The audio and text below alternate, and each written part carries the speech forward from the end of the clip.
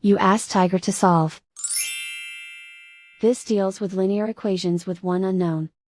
The final result is x equals 1. Let's solve it step by step. Group all x terms on the left side of the equation. Subtract 5x from both sides. Group like terms.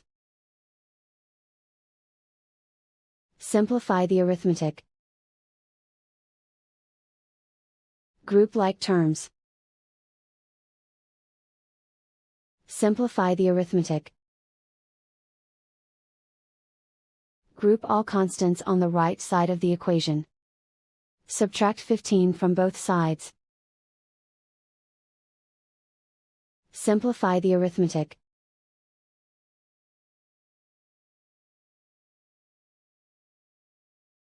Isolate the x.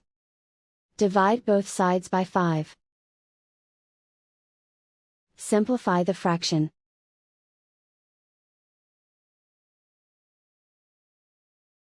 And so the final result is x equals 1.